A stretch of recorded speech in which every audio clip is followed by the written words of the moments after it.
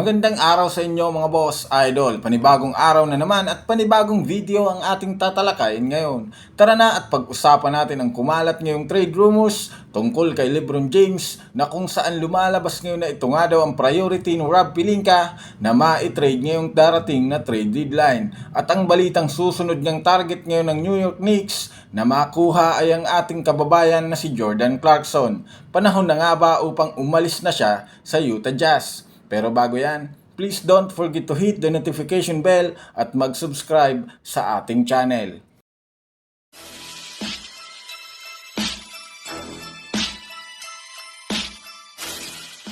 Magandang araw mga boss idol, halina't unahin natin ngayon talakayin dito ang balitang susunod na target ng New York Knicks ay si Jordan Clarkson. Napagkaganda nga ngayon mga boss idol ang pwesto ng New York Knicks sa standings ng Eastern Conference. 32 wins at 17 losses bilang pangatlo sa East. Masasabi nga natin yung successful ang ginawa nilang trade kay OG Anunoby.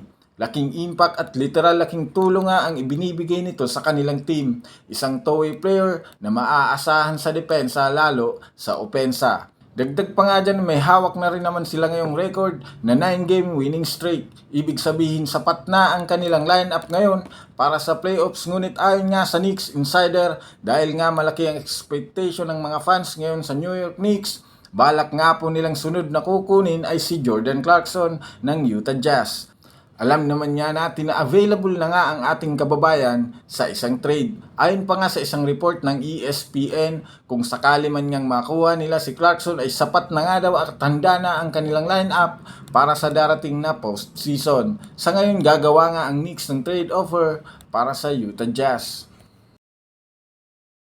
Sa kabilang dako naman tayo mga boss idol tungkol naman sa Lakers at kay LeBron. Dahil nga sa hindi paglalaro kanina ni LeBron James at Anthony Davis, literal underdog nga dito ang Los Angeles Lakers. Hawak nga lahat ng Boston Celtics ang lahat ng advantage upang manalo sa kanilang laban.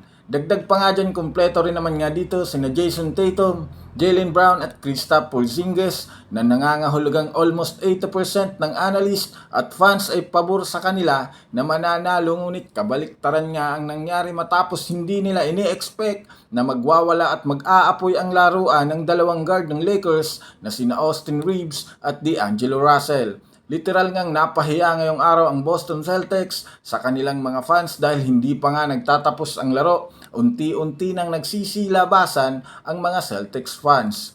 At kasunod rin naman nga ng pagkapanalo ng Lakers ay lumabas rin naman dito ang balitang trade kay LeBron James. Ayon nga sa isang tweet ng isang hindi naman kilalang writer, ang top priority nga ngayon ng Lakers ay i-trade si LeBron papunta sa bago nitong destinasyon na team. Siyempre kung iisipin natin ng mabuti kung sakali man ngang i-trade ng Lakers si LeBron, malamang sa malamang susunod nito ang rebuilding, kaya naman masasabi natin hindi pa ngayon ang panahon para i-trade at umalis si LeBron sa Lakers.